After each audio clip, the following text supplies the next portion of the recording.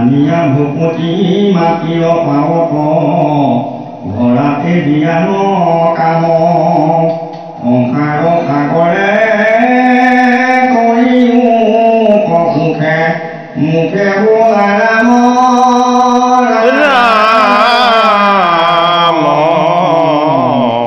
হৰি ৰাম ৰাম। হে কৃপালো ভকত বৈষ্ণৱ সমস্ত ভাগৱতৰ একাদশ স্কন্ধৰ পাঠ আমাৰ বৰ্তমান চলি আছে। শ্ৰীকৃষ্ণৰ যদুবংশ ধ্বংসৰ ইচ্ছা আৰু মুনিসকলৰ অভিশাপ, এই শীৰ্ষৰ পদৰ এতিয়া আমাৰ আৰম্ভ হ'ব শ্ৰীকৃষ্ণ স্তৱ অৰ্থাৎ শ্ৰীকৃষ্ণৰ স্তুতি। এ চতুৰ্ভেটে বেৰি অজয় জয় কৃষ্ণ দৰি হে কৰিলাপ নাম দেৱে দণ্ডৱতে পৰি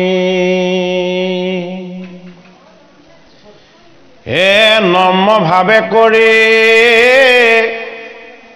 কেতাঞ্জলি জানো পাৰি হে আৰম্ভিলা মহাতুতি ব্ৰহ্মাতি পুৰাৰী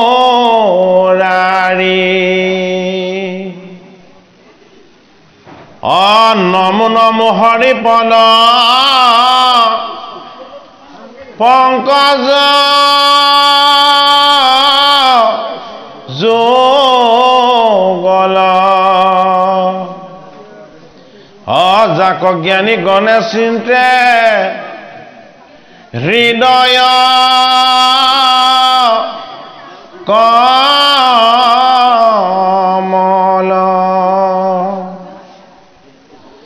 হে যিটো জগতৰে অন্তৰ জামি ব্ৰহ্মময় হে দেখো বিদ্য মানে কিনো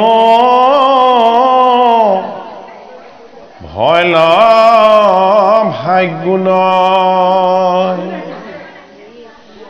অসৃষ্টি স্থিতি জগতৰ কৰিয়া আপোনে হে নুচুৱে তথাপি তাৰ একোডো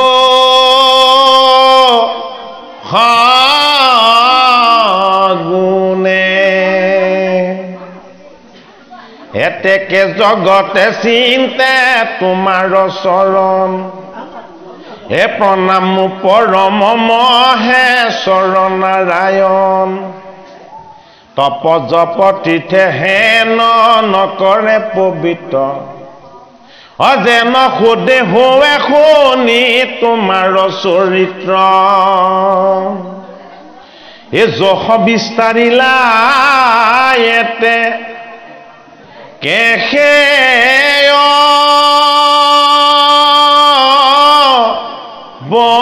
বতৰি যাওক আক শুনিবাওক লোক সংসাৰ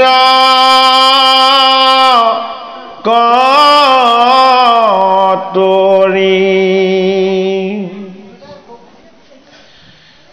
পাতকী উত্তৰৈ যাৰ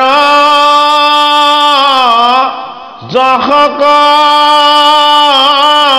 শ্ৰৱণে এ হেন চৰণ কওঁ আমি দেখিলো নয়নে হে মনোৰম লৰহ মূৰ হৌক ধূমকেতু এ পখিলো শৰণে আমি মুখ হেতু এই ভকত সকলে গাঁৱে গুণনা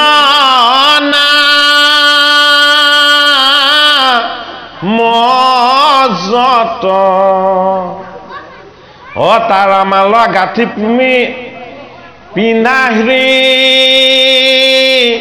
দয়ত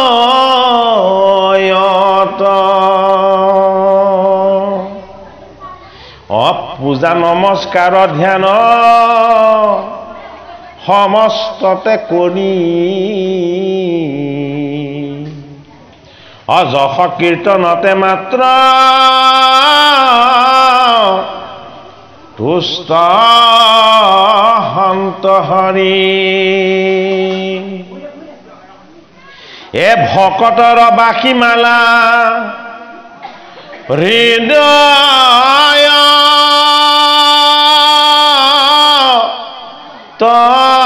দেখি যেন সতী নিকনখ হন্ত দেৱী লক্ষ্মী নেৰামালা তথাপি ভাৰ জাকুৱনা দৰি লক্ষ্মীটো অধিক ভাগ তক দায়া হৰি তিনি লোক পাৱে আক্ৰ মিলাক্ৰী পাময় দেৱৰ আনন্দয় ৰভয় লাভয় হে জানো কৰা প্ৰভু ভক তৰ পক্ষপাত আমাৰো কৰিও পাৱে পাপৰ বিঘাত যতেক জীৱৰ মানে পুৰুষ অধম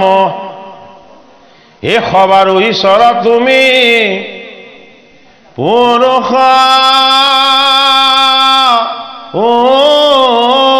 উত্তম এতেকে বহিলো সবে তোমাতে শৰণে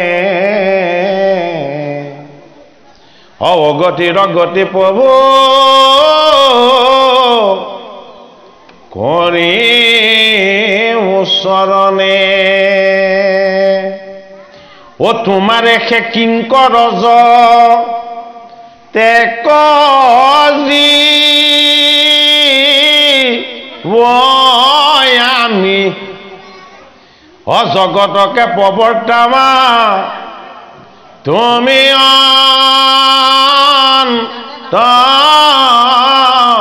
জামি প্ৰকৃতিটো পৰ মাৰ্থ ৰূপ দেৱ কৰিও কল্যাণ চৰ নত কৰো সেৱ সুৰস সহস্ৰী ৰত্নময় ঢেখাৰ মনক মথিবে কামে নোৱাৰি লেজাৰ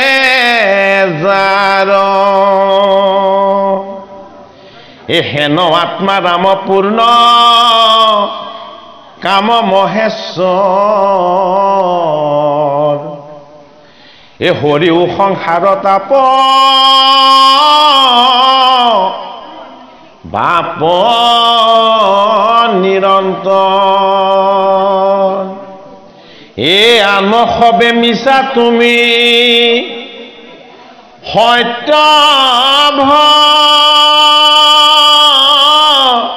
গৱন্ত তোমাকে সে জানি মহা মহন্তে সেৱন্ত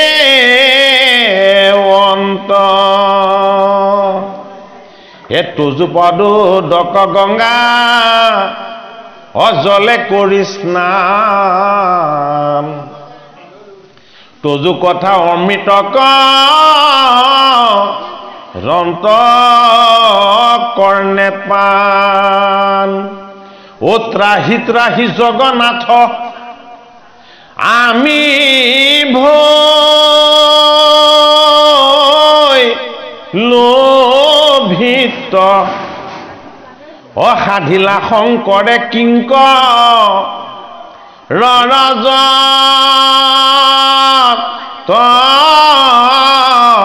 কীত এই বুলি প্ৰণামিয়া কৃষ্ণ ৰচৰণে অবমাদি দেৱে দুনাই লৰি লাগগনে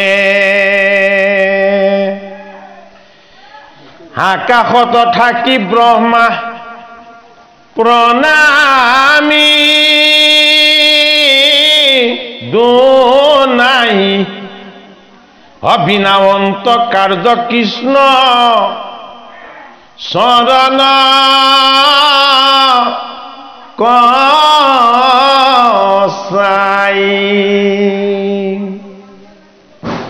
পৃথিৱীৰ ভাৰ সংহ ৰিলাই বিকলে ও দেৱ কাৰ্য লাগৈ মানে সাধিলা সকলে এ ধৰ্ম কথা পিলা কীৰ্তি কৰিলা বিস্তাৰ এ যাক শুনি হয় লোকে সংসাৰ নিস্তাৰ আচৰিলা জগতৰ অহিত তুমি সে তোমাৰ চৰিত্ৰ যশ ৰৈল দশু দিশে এইটো অৱতাৰ ৰস ৰিত্ৰবি তোপন এ কৰৈ কলি যুগে ইটো শ্ৰৱণ কীৰ্তন সেহিহে মহন্তে সুখে অতৰিবে সংসাৰ কৰিবে কোটি কোটি পুৰুষ উদ্ধাৰ ভাগৱতৰ একাদশ স্কন্ধ ভাগৱত ভগৱন্তৰ ললাট কপাল হয়নে ঐ আমাৰ কপালত বোলে বিধাতাই বিধান লিখি দিয়ে হয়নে নকয় তেনেকে বিধাতাই যিটো লিখিব বোলে সেইমতে আমাৰ হৈ থাকে ঐ যিজনে আমাৰ কপালত বিধিলিপি লিখে ঐ বিধিলিপি লিখা বহমায়ো ভাগৱতৰ একাদশ স্কন্ধত এটা স্তুতি কৰি আছে কাক স্তুতি কৰিছে দৈৱকী নন্দন কৃষ্ণ বোলে জীৱবিলাকৰ ভাগ্যত যদি কিবা মই লিখিব লাগে তেতিয়াহ'লে মতিটো তুমি দিবা মন ভাৱ আৰু চিন্তনত তুমি থাকিবা যদি কিবা কাৰোবাৰ কপালত মই কিবা লিখি দিছো তেতিয়াহ'লে মই লিখাটো যাতে তেওঁ কৰাটোৰ সৈতে একে হৈ থাকে হয়নে বাৰু সেইটো কাৰণে বিধাতাৰো বিধি ভাগ্য সমস্ত জনৰ মহাভাগ্য কোন দৈৱকী নন্দন কৃষ্ণ কৃষ্ণ একদেৱ দুখ হাৰি কাল মায়াদিৰো অধিকাৰী কৃষ্ণ বিনে শ্ৰেষ্ঠ দেৱ নাহি নাহি আৰ কাল আৰু মায়াটোনো কি বস্তু? কাল আৰু মায়া এই দুটা বস্তুৰ গৰাকী কৃষ্ণ, কাল মায়াদিৰো অধিকাৰী। এই দুটা বস্তুৰ গৰাকী হোৱাৰ কাৰণে তেওঁতকে শ্ৰেষ্ঠ দেৱ কোনো নাই। সেইটো কাৰণে ব্ৰহ্মা হৰে সেৱন্ত যাহাৰ দুই পাৱে, হৰ কালৰ অধীন। কি কালৰ অধীন? এই ব্ৰহ্মাণ্ড সংহাৰ কৰি দিয়াৰ পাছত জগতৰ হৰিয়ে তেওঁকো সংহাৰ কৰিব। সেইটো কাৰণে হৰৰ উৎপত্তি আছে আৰু অন্ত আছে। ব্ৰহ্মাদেৱৰ কি হৈছে? নাভি পদ্মৰ পৰা উৎপত্তি হৈছে। ব্ৰহ্মাণ্ড বিনাশ হোৱাৰ সময়ত ব্ৰহ্মাৰো লয় হ'ব। যিবিলাক বস্তুৰ লয় হয় সেইবিলাক বস্তু ঈশ্বৰৰ অংশহে, ঈশ্বৰ নহয়। সেইটো কাৰণে ব্ৰহ্মা, বিষ্ণু, শিৱ এই তিনিজন দেৱতা, এই তিনিজন দেৱতাৰ তত্ত্বৰ যিজন মালিক, এই মালিকজন হ'ল বিষ্ণু। সেইটো কাৰণে বোলে ব্ৰহ্মাৰ পূজা নাই। আমাৰ কয় নে নকয়? ব্ৰহ্মাক কিয় পূজা নকৰে? বোলে নিজৰ কন্যাৰ ৰূপত তেওঁ মোহিত হৈছিলে, সেইটো কাৰণে ব্ৰহ্মাৰ পূজা নাই বুলি কয়। সেইটো জানো কাৰণ হয়? সৰস্বতীৰ প্ৰেম কামপাশত বান্ধ খোৱাৰ কাৰণে যে তেওঁৰ পূজা নাই, সেইটো জানো সত্য? হয়নে বাৰু? আৰু হৰৰো পূজা নাই বুলি কৈছে, কিন্তু আমাৰতো শিৱ পূজা কৰিয়ে থাকে। এতিয়া সমস্যাটো কি হ'ব? যদি আকৌ শিৱ পূজা কৰা সকলৰ কথা আমি যদি কিবা এষাৰ অকণমান সত্যটোৱে কৈ দিওঁ, তেখেতক নমতাই ভাল আছিলে, আমাৰ গোটেই দুখবিলাককে গাই থৈ গুচি গ'ল। ক'বনে নক'ব বাৰু? আমি ভাগৱত শাস্ত্ৰই যিটো কৈছে আমি সেইটোহে কোৱাৰ অধিকাৰ আছে। আমি কিবা এটা মনে সাজি কোৱাৰ অধিকাৰ আমাৰ ইয়াত নাই। এই ভগৱন্ত কৃষ্ণৰ স্তুতিত সমস্ত দেৱতা, সৃষ্টিকৰ্তা ব্ৰহ্মা, ইন্দ্ৰ আৰু হৰ মানে কোন? শিৱ, এইসকলে কৃষ্ণক স্তুতি কৰিছে। কিয় স্তুতি কৰিছে? একাদশ স্তুতি কৰিছে। যে স্তুতি কৰাৰ কাৰণটো কি? যে এই জগতত যিমানবিলাক জীৱ জন্ম হৈছে সকলো প্ৰকৃতিৰ অধীন, কিন্তু হে কৃষ্ণ তুমি জন্ম হৈ দেখালা, কিন্তু তুমি প্ৰকৃতিৰ অধীন নহয়। তুমি সদায় স্বাধীন, তুমি কাৰো বশ নহয়, তুমি কেতিয়াও কাৰো অধীন হোৱা নাই। সেইটো কাৰণে কৃষ্ণ যে শ্ৰেষ্ঠ দেৱ তাৰ প্ৰমাণ বোলে কি? আমাৰ ভাৰ্যা এগৰাকী আছে, হয় নহয়? সেইগৰাকীকে আমি মায়াৰ পাশত বন্দী হৈ বান্ধ খাই আছো, আমি এৰিবলৈ কোৱা নাই, কিন্তু এৰাৰ কথা কোৱা নাই, কিন্তু আমি সেই ভাৰ্যাৰ মায়াতে বান্ধ খাই আছো। কৃষ্ণৰ 16,108 গৰাকী ভাৰ্যা আছে, এগৰাকী দুগৰাকী নহয়। 16,108 গৰাকী ভাৰ্যা থকা স্বত্তেও কৃষ্ণ কাৰ লগত থাকে? সদায় উদ্ধৱৰ লগত থাকে। কৃষ্ণ কাৰ লগত থাকে? সদায় পাণ্ডৱৰ লগত থাকে। কৃষ্ণ কাৰ লগত থাকে? সদায় সাধন সিদ্ধ যোগী ঋষি মুনি আৰু কৃষ্ণৰ উপাসকসকলৰ লগত থাকে। এতিয়া পদে কৈছে, মহাবৈষ্ণৱ শিৱই স্তুতি কৰিছে, দেৱতাসকলে স্তুতি কৰিছে, ভগৱন্ত প্ৰভুৰ পৰম ভক্তসকলে স্তুতি কৰিছে যে হে ভগৱান কৃষ্ণ পূৰ্ণানন্দ হৰি, তোমাৰ মহিমা আমি কি কম? আমি তোমাৰ মালাধাৰ চাই আচৰিত হৈছো। বোলে কি? চকু মুদি দেখিছো তুমি দেখোন ভকতকহে মালা হিচাপে পিন্ধিছা। কি পিন্ধিছে? ভকতক পিন্ধিছে। কোন কোন ভকতক পিন্ধিছে যি ভকতে তেওঁ স্তুতি কৰি আছে সেই স্তুতি কৰা ভকতসকলক তেওঁ কণ্ঠত মালা কৰি পিন্ধি আছে বোলে কিয় মই যদি মালা কৰি নিপিন্ধো মোৰ নাম কেনেকৈ ল'ব হয়নে বাৰু ভগৱান কৃষ্ণ নামৰ মহিমা ভাগৱতৰ একাদশ স্কন্ধত দেখুৱাইছে মহাবৈষ্ণৱ শিৱ বৈষ্ণৱ ব্ৰহ্মা দেৱঋষি নাৰদ ইত্যাদি বৈষ্ণৱসকলে স্তুতি কৰোঁতে ভগৱন্ত কৃষ্ণৰ যেতিয়া চৰণ চিন্তা কৰিছে ভগৱন্তৰ কৃষ্ণক দেখিছে বোলে কি ভগৱন্তই এধাৰ মালা পিন্ধিছে এই মালাধাৰ হ'ল ভকতসকল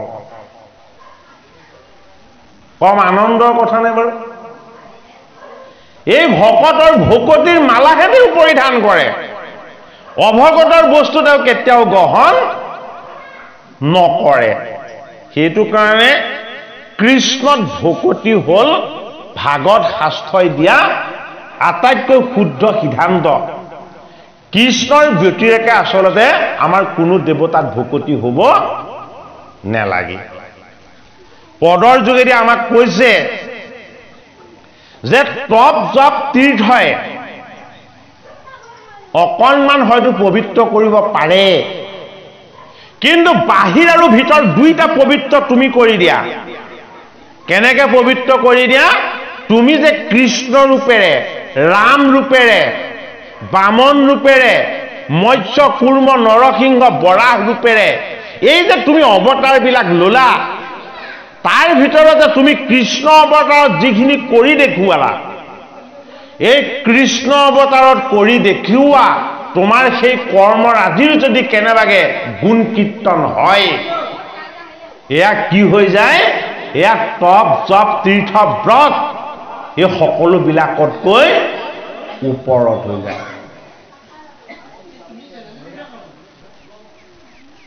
গতিকে আমি নৰৰ ৰূপলৈ আহি নাৰায়ণে কৃষ্ণ ৰূপত ভাগৱতৰ দশম স্কন্ধত যিখিনি লীলা কৰিলে এই লীলাৰ তত্ত্বটো বুজি পাব লাগিব ভগৱন্ত যেতিয়া তেতা যুগত ৰাম ৰূপত আহিছিলে তেওঁ ক'ত জন্ম হৈছিলে দশৰথৰ ৰাজহাউলিত ৰামৰ জন্ম হৈছিলে বসন্ত ঋতুত আৰু ভগৱান কৃষ্ণ ৰূপত তেওঁ যেতিয়া আহিছিলে তেতিয়া তেওঁ ক'ত জন্ম হৈ দেখাইছিলে কংসৰ কাৰাগাৰত কি ঋতুত বৰ্ষা ঋতুত বসন্ত ঋতুত ৰাম ৰূপত আহিছিলে জন্ম হৈছিলে ৰাজহাউলিত বৰ্ষা ঋতুত তেওঁ কৃষ্ণ ৰূপত আহিছে আৰু জন্ম হৈছিলে অন্ধকাৰ কংসৰ কাৰাগাৰত ঈশ্বৰে নিজৰ স্থিতি নিজৰ স্থান আৰু নিজৰ জন্ম ৰহস্যৰ তত্ত্ব নিজেই বাছনি কৰে গতিকে তেতা যুগত ৰাম ৰূপত আহি মৰ্যাদা পুৰুষ হৈ তেওঁ যি কৰি দেখুৱালে এইখিনি মনুষ্যই বুজি নাপালে তেওঁ কি কৰি দেখাইছিলে যে মই বেদ মানে কি মই বেদৰ ৰহস্য বেদৰ ৰহস্য কি মই বেদৰ ৰহস্য তত্ত্ব বোলে কি মই ৰাম মই কৃষ্ণ কিন্তু কি হ'ল বেদত দুটা বস্তু থাকি গ'ল এটা হ'ল কৰ্মমাৰ্গ আৰু এটা হ'ল নিৰ্গুণ নিষ্কাম মাৰ্গ কৰ্মমাৰ্গৰ কামখিনি লৈ থাকিলে নিৰ্গুণ মাৰ্গৰ বস্তুখিনি বাদ দি দিলে সেইটো কাৰণে তেওঁ তেতা যুগত ৰাম ৰূপত আহিলে চাৰিখন বেদ লগত লৈ আহিলে বোলে কি ৰামেই ঋগ হ'ল ৰাম কি ৰাম ঋগ লক্ষ্মণ কি লক্ষ্মণ যুজু আৰু ভৰত কি ভৰত খান আৰু শত্ৰুঘ্ন কি শত্ৰুঘ্ন হ'ল অথব্য ৰাম লক্ষ্মণ ভৰত শত্ৰুঘ্ন চাৰি বেদ আহিছে কলৈ অযোধ্যালৈ গতিকে চাৰি বেদৰ তত্ত্বটো বুজাইছিলে বোলে কি ৰাম মানে পৰমাত্মা বেদৰ ৰহস্য কি বেদৰ ৰহস্য তোমাৰ লক্ষ্য আৰু মন এয়া লক্ষ্মণ লক্ষ্য আৰু মন নামৰ চৰণ হ'ব লাগিব। এয়া কি? এয়া ভৰত ভকতি। ৰামৰ চৰণ যদি কেনেবাকে সেৱা হয় তেতিয়াহ'লে সেয়া শত্ৰুঘ্ন।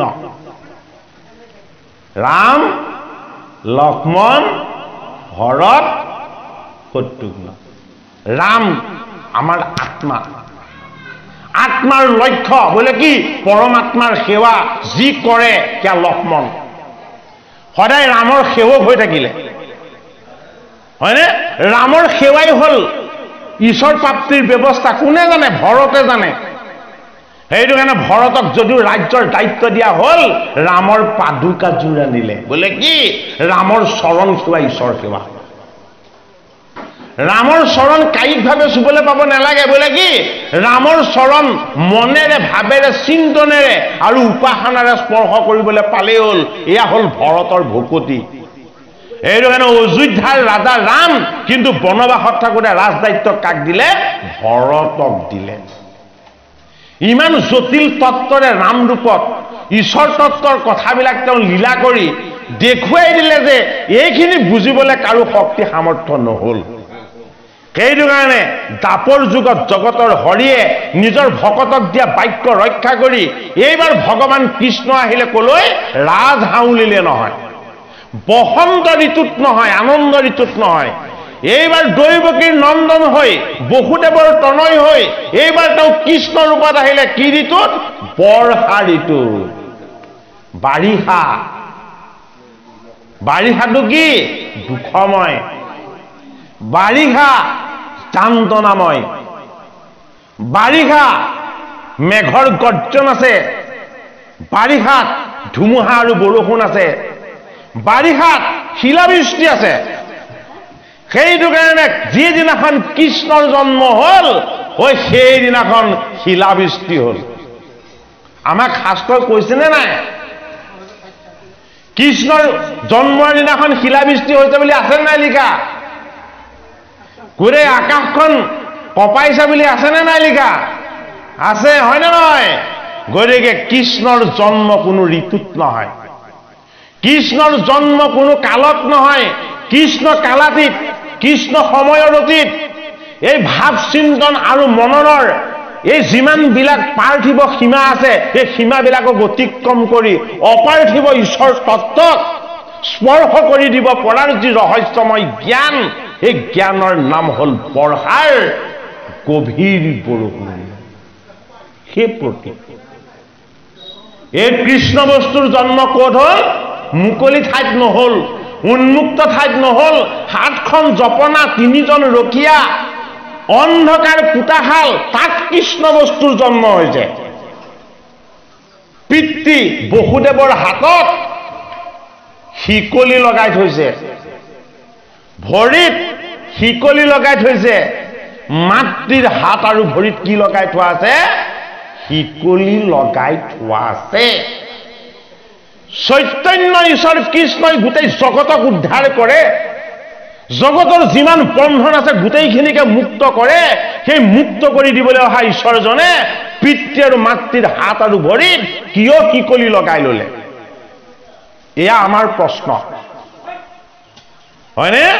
বসুদেৱ আমাৰ বৃত্তি প্ৰতিষ্ঠা, দৈৱকী আমাৰ ভক্তি প্ৰতিষ্ঠা। বৃত্তি প্ৰতিষ্ঠাত মায়া আৰু মোহৰ শিকলি আমি লগাই থৈছো, আৰু ভক্তি প্ৰতিষ্ঠাত আমি অজ্ঞান আৰু অবিদ্যাৰ শিকলি লগাই থৈছো। এই জিঞ্জিৰি যদি কেনেবাকে খোল খাবলৈ হয়, তেতিয়াহ'লে বন্ধনমুক্ত ব্যৱস্থা, বন্ধনৰ পৰা জীৱক উদ্ধাৰ কৰি দিব পৰাৰ যিটো চিন্তন, এই চিন্তনেই হ'ল আত্মচিন্তন, ঈশ্বৰ চিন্তন, ভগৱত চিন্তন। 6টা সন্তানৰ মৃত্যু হ'ল। বসুদেৱ আৰু দৈৱকীয়ে কান্দিছে যে তুমি 6টা সন্তান দিলা, তেওঁলোকৰ মুখ দেখিবলৈ দিলা, কিন্তু আমাক প্ৰতিপালন কৰিবলৈ নিদিলা, আমিনো কি দোষ কৰিছিলো? বসুদেৱে কি বুলি কৈছিলে? এয়া আমাৰ দুখ নহয়, এয়া আমাৰ অপৰাধ নহয়, এয়া আমাৰ কি? এয়া আমাৰ আনন্দ প্ৰাপ্তিৰ যিটো পথ, এই পথটো খুলি দিয়া হৈছে। কি বুলি কৈছে? আমাৰ আনন্দ প্ৰাপ্তিৰ যিটো পথে পথটো খুলি দিয়া হৈছে। বসুদেৱে দৈৱকীক কৈছে তুমি নেকান্দিবা, বোলে কি আমাৰ 6টা সন্তানৰ মৃত্যু হৈছে, 7 নম্বৰ সন্তানটো ঈশ্বৰে আমাক দিব। কি হ'ল? 7ম সন্তান গৰ্ভত স্থিতি ললে, কিন্তু 6 মাহ গৰ্ভ হওঁতেই ৰোহিণীৰ গৰ্ভত নি প্ৰতিষ্ঠা কৰি দিলে। দৈৱকীৰ গৰ্ভত সন্তানৰ চিন নাথাকিলে। কৃষ্ণ বোলে কি বাহিৰে ভিতৰে ময়েই। কৃষ্ণ বোলে কি মোক কোনেও চুব নোৱাৰে, মোক কোনেও চাব নোৱাৰে। কিয়? মই আকাৰবিহীন, মই নিৰাকাৰ। কৃষ্ণ ময়েই সত্য, মই সকলোতে বৰ্তমান, মই কোনো অবৰ্তমান নহয়। দৈৱকীৰ গৰ্ভতো মই কৃষ্ণই আছো আৰু ৰোহিণীৰ গৰ্ভতো মই কৃষ্ণই আছো। মোৰ স্থিতি কেৱল মোৰ ইচ্ছাতেই হয়। সেইটো কাৰণে কি হ'ল? মই এবাৰ দৈৱকীৰ গৰ্ভত থাকিলো আৰু মই তাৰ পৰা আকৌ অন্তৰ্ধান হৈ মই আকৌ ৰোহিণীৰ গৰ্ভত নিজক নিজে প্ৰতিষ্ঠা কৰিলো। গতিকে আমাৰ মায়াৰ ভ্ৰমটো দূৰ কৰিব বিচাৰিছে। জগতৰ হৰি কৃষ্ণ ক'ত নাই, আমাক সেই ঠাইকণ চাই ল'বলৈ কৈছে। ভগৱান হৰি কৃষ্ণ ক'ত আছে, আমাক সেই ঠাইকণ দেখুৱাই দিব বিচাৰিছে। কি বিচাৰিছে? প্ৰত্যেক মাতৃৰ উদৰত কেৱল ময়েই বাস কৰি আছো। ঈশ্বৰ কৃষ্ণই সেই কথাটোকে জনালে, হয়নে নহয়? প্ৰত্যেক মাতৃৰ উদৰত যদি সন্তান স্থিতি লৈছে, তেতিয়াহ'লে ময়েই স্থিতি লৈছো। মোৰ ব্যতিৰেকে এই জগতলৈ কোনো জীৱ আহিবই নোৱাৰে।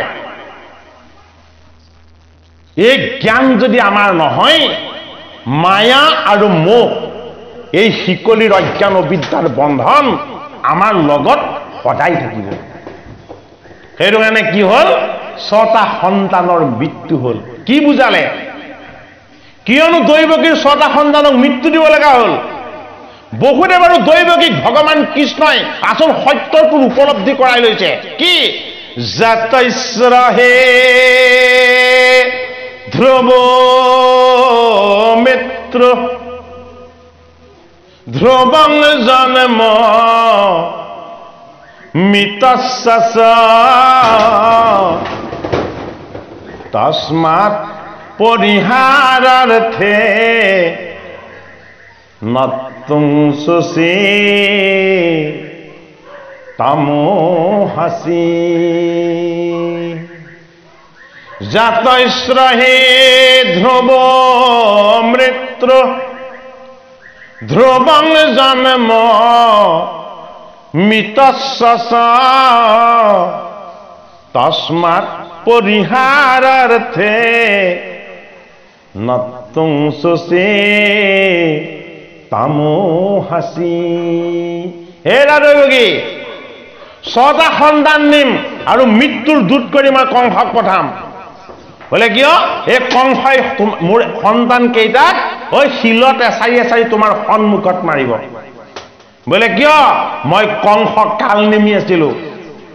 কালক যি নমাব পাৰে। কাল মানে কি? কাল মানে সময়। এই জীৱবিলাক ক'ত আছিলে? সময়ৰ কালৰ বন্ধনৰ পৰা মুক্ত হৈ আছিলে। জীৱৰ তত্ত্বলৈ অহাৰ লগে লগে সেই কালৰ অধীন হৈ গ'ল। কালৰ অধীন জীৱক কালৰ পৰা যদি মুক্ত কৰিবলৈ হয়, তাৰ লগত মৃত্যু লাগিব। মৃত্যুটো জন্ম হলে সত্য। কি? জাতৈস্ৰহি ধ্ৰুৱ মিত্ৰ ধ্ৰুৱং জন্ম মিতস্য। এই জীৱ জন্ম হৈছে আৰু এদিন ইয়াৰ মৃত্যু হ'ব। এই সত্যটোক তুমি উপলব্ধি কৰা। এবাৰ নহয়, দুবাৰ নহয়, 3বাৰ নহয়, 4বাৰ নহয়, 5বাৰ নহয়, মই 6বাৰ সেই সত্য তোমাক উপলব্ধি কৰিবলৈ এটা সুযোগ দিছো। এই সন্তানৰ যদি মৃত্যু হয়, তেতিয়াহ'লে মোৰ ইচ্ছা বুলি ভাবি তুমি চকু পানী নোটোকাকে থাকিব লাগিব। বোলে কিয়? এই জগতলৈ জীৱ মই নিওঁ আৰু মইয়ে আনো। কৃষ্ণ জন্ম কৰ্মৰ সত্য তত্ত্ব। পিতৃ মাতৃ দৈৱকী আৰু বসুদেৱক বুজাব বিচাৰিছে। এই জীৱবিলাক জন্ম হলে এদিন মৃত্যু হ'ব, এই সত্যক উপলব্ধি কৰাব বিচাৰিছে। এই জন্ম মৃত্যুৰ বান্ধোনত যিজন নাথাকে, সেইজনেই তোমাৰ অষ্টম পুত্ৰ। নামটো কি? নামটো হ'ল কৃষ্ণ। কৃষ্ণৰ জন্ম নাই, মৃত্যু নাই। এইটো কাৰণে জন্ম মৃত্যু ৰহিত ঈশ্বৰ তত্ত্বৰহে আমাৰ উপাসনা হ'ব লাগে, এই কথাটোকে আমাক শাস্ত্ৰই বুজাইছে।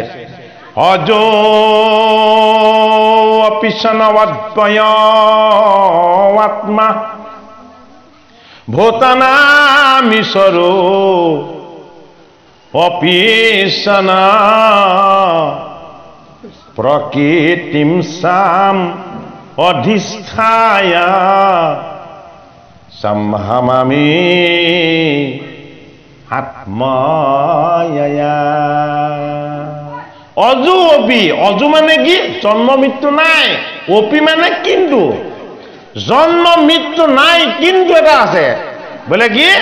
সনাঅদ্বয় আত্মা। জন্ম মৃত্যু এইবিলাকে স্পৰ্শ কৰিব নোৱাৰা মই হলো অক্ষয় অব্যয় আত্মা। প্ৰকৃতিম সাম অধিষ্ঠাত, কি? এই প্ৰকৃতিত আত্মা ৰূপত মই অধিষ্ঠিত হৈ আছো, মোক দেখা নাপায়। মই কি? মই গুণৰ পৰা মুক্ত, মই নিৰ্গুণ। প্ৰকৃতি কি? প্ৰকৃতি মোৰ বহিৰংগা তত্ত্ব, মায়াময় বস্তু। সেইটো কাৰণে অন্তৰংগা ৰূপেৰে মই আত্মা, বহিৰংগা ৰূপেৰে মই প্ৰকৃতি, ঈশ্বৰ তত্ত্ব ৰূপেৰে মোৰ জন্ম নাই, মোৰ মৃত্যু নাই। মই হলো অব্যক্ত ঈশ্বৰ কৃষ্ণ। কাক কৈছে? মধ্যম পাণ্ডৱ অৰ্জুনক কৈছে। এই অব্যক্ত ঈশ্বৰজনক আমি ব্যক্ত কৰিব লাগিব। কিহত? গীতা ভাগৱত শাস্ত্ৰত, কীৰ্তন দশম ঘোষা ৰত্নাৱলী, ৰামায়ণ মহাভাৰত আদি শাস্ত্ৰৰ কৃষ্ণৰ গুণদোষ লীলাৰ চৈতন্য স্বৰূপৰ প্ৰকাশৰ যোগেদি আমি এই কৃষ্ণক কি কৰিব লাগিব? আমি প্ৰত্যক্ষ কৰিব লাগিব। ভাগৱতৰ দশম স্কন্ধ 7খন জপনা সেইদিনা নিজে নিজে খোল খাই গ'ল। 3জন ৰখীয়া সদায় চেতন অৱস্থাত থাকে, চৈতন্য অৱস্থাত থাকে। যিদিনাখন কৃষ্ণ বস্তুৰ জন্ম হল, 3জন ৰখীয়া কি হৈ গ'ল? অচেতন হৈ গ'ল, নিদ্ৰাত নিমগ্ন হৈ গ'ল। গতিকে আমাৰ জীৱনত আছে 7খন জপনা।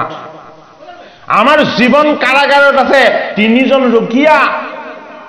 এই 7খন জপনাত 7টা তলা লগাই থোৱা আছে। কৃষ্ণ বস্তুৰ যিদিনাখনে জন্ম হল, তলা খোল খাই গ'ল, জপনা নিজে নিজে খোল খাই গ'ল। 3জন ৰখীয়া সদায় সষ্টম হৈ থাকে। কৃষ্ণ জন্মদিনাখন কি হৈ গ'ল? অচেতন হৈ গ'ল।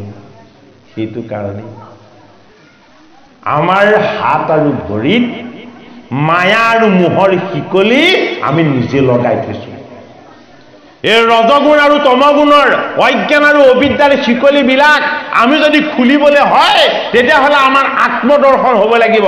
আত্মদৰ্শনৰ পথত 7টা বাধা আছে। এই 7টা বাধা হ'ল 7খন জপনা। লোভ, মোহ, কাম, ক্ৰোধ, দম্ভ, দেশ, অহংকাৰ। এই 7খন জপনা। 3জন ৰখীয়া ঘৃণা, তৃষ্ণা আৰু ভয়। ভয় কিহৰ কাৰণে? মৃত্যুৰ কাৰণে। ভয় কিহৰ কাৰণে? কিবা এটা হেৰুৱাৰ কাৰণে। ঘৃণা কিয় উপজে? মই যিটো বিচাৰিছিলো সেইটো নাপালো, মই যিটো ভাবি লৈছিলো সেইটো নহল, তাৰ পৰা এদিন ঘৃণাৰ উৎপত্তি হয়, হয়নে? তৃষ্ণাটো কি? বোলে মোকেই লাগে, মোৰে হওক, বেলেগৰ কাৰো একো নহওক, এইটো তৃষ্ণা।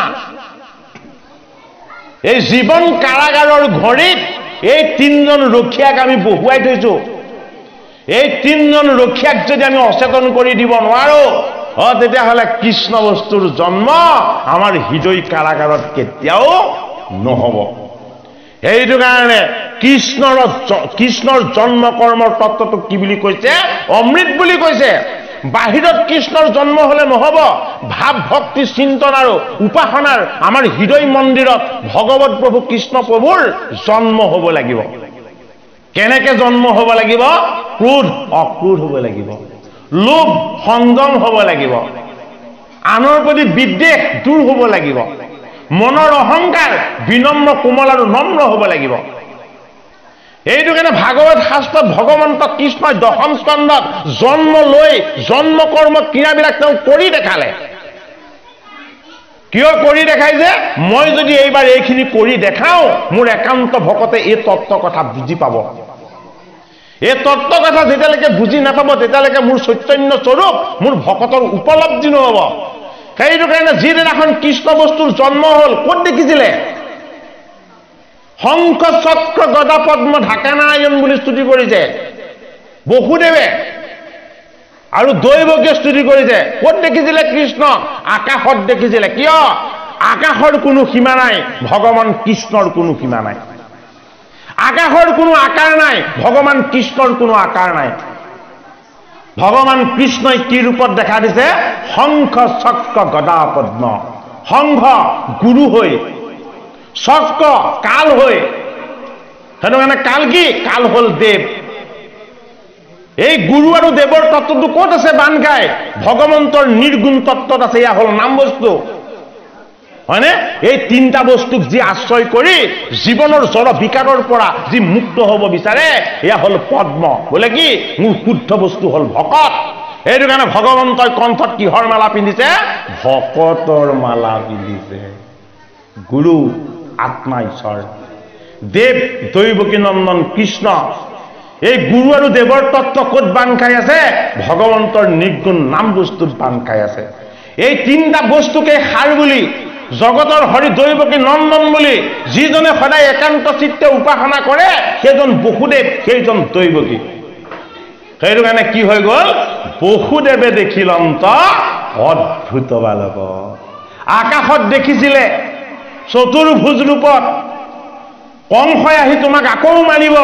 তেতিয়া কৃষ্ণই কৈছে, এবাৰ মোৰো ভয় লাগিছে কংসলে। আগৰ সবাৰ যেতিয়া কৃষ্ণ পুত্ৰ ৰূপত জন্ম হৈছিলে সেইবাৰ এবাৰো কোৱা নাই মোৰ কংসলে ভয় লাগিছে বুলি। এই কৃষ্ণ ৰূপত জন্ম লওঁতে ভগৱান কৃষ্ণই কৈ দিলে, বোলে কি? হেৰা পিতৃ বসুদেৱ, বোলে কি? ঐ মোক ইয়াৰ পৰা লৈ যোৱা। বোলে কিয়? মোৰ কংসলে ভয় লাগে। ঐ ঈশ্বৰে ভয় কৰেনে? কংস কোন? কংস আমি। কিয় আমি কংস? আমাৰ ৰজগুণ আৰু তমগুণৰ বিকাৰ আছে।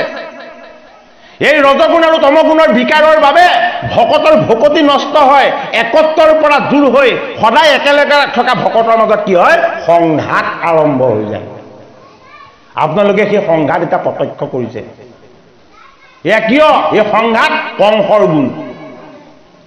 ৰজগুণ আৰু তমগুণৰ ক্ৰিয়াৰ কাৰণে যি সংঘাত হৈছে, এই সংঘাতে সমাজত বিভেদ সৃষ্টি কৰে। এই বিভেদৰে প্ৰতিফলন ঘটিছে এতিয়া,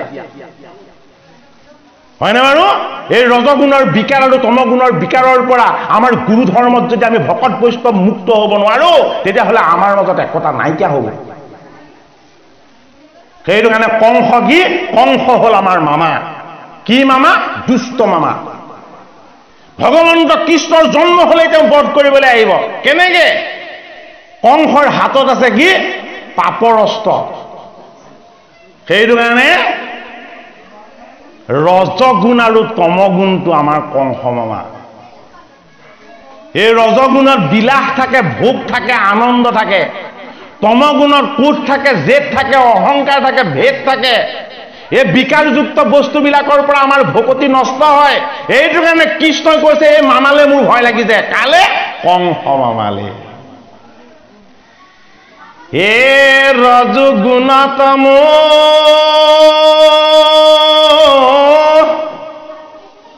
গুণময় বিত্ৰী, ও কেৱল আসুৰী ভাৱ, এ শুদ্ধ সত বিত্ৰী, দেৱৰ সম্পত্তি, অলয়া ভজা কৃষ্ণ পাৱ, অলয়া ভজা কৃষ্ণ পাৱ। গতিকে ৰজগুণ তম গুণময় বিত্ৰী, কেৱল আসুৰী ভাৱ। গতিকে আমাৰ ভাৱটো কি হ'ব লাগিব? দৈৱ ভাৱ হ'ব লাগিব। দৈৱ ভাৱযুক্ত যদি আমি হ'ব নোৱাৰো, তেতিয়াহ'লে আমাৰ পৰিয়ালৰ সদায় কাজিয়া থাকিব।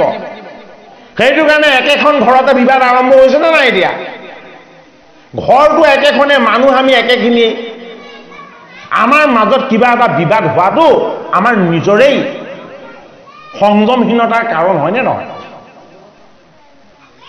গতিকে ৰজগুণত দেহটো আছে দেহটো কি লাগে ভোগ লাগে বিলাস লাগে আনন্দ লাগে যি তিনটাই মিছা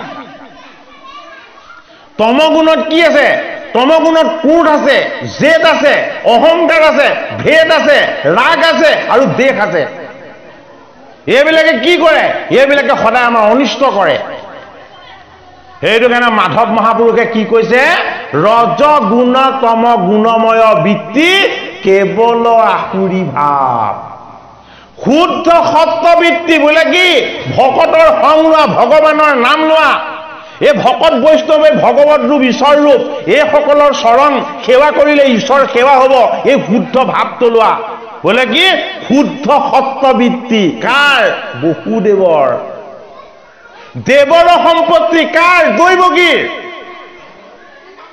এই শুদ্ধ সত্ত্ববৃত্তি আৰু দৈবিক সম্পত্তিৰ যদি কেনেবাকে বন্ধন হয় তেতিয়া কৃষ্ণ বস্তুৰ জন্ম হয় কৃষ্ণৰ জন্ম কথা এনে দশমত দিয়াগে নাই নৱম স্কন্ধ সমাপ্তৰ পাছত দশমতহে দিছে কৃষ্ণৰ জন্ম ৰহস্য এই কৃষ্ণৰ জন্ম ৰহস্য আমি বাস্তৱ দৃষ্টিৰে আমাৰ জীৱনৰ ক্ষেত্ৰত কেনেকৈ আমি তাক প্ৰয়োগ কৰিব পাৰোঁ এই কথাখিনিৰ আমাৰ অন্তৰংগ অনুভৱ হ'ব লাগিব এইটো কাৰণে কি কৰিলে বসুদেৱক ভগৱান কৃষ্ণই ক'লে হেৰা মোৰ পিতৃ বোলে কি হয় মোক ইয়াৰ পৰা লৈ যোৱা ক'ৰ পৰা এই কংসৰ কাৰাগাৰৰ পৰা 7খন জপনাৰ মাজৰ পৰা 3জন অচেতন হৈ থকা এই মোৰ ৰখিয়াৰ পৰা ইয়াৰ পৰা তুমি মোক মুক্ত কৰা এটা কলৈ নিব লাগিব কৃষ্ণক কৃষ্ণ বস্তুক নিব লাগিব গোকুল ধামলৈ কি আছে গোকুলত গোকুলত আনন্দ আছে বোলে কি কেৱল গাই পুহিছে দুগ্ধ উৎপাদন কৰিছে এই পৃথিৱীক উৰ্বৰ কৰিছে আৰু জগতৰ কাৰণে অমৃত বিলাইছে বোলে কোনে নন্দ ৰজাই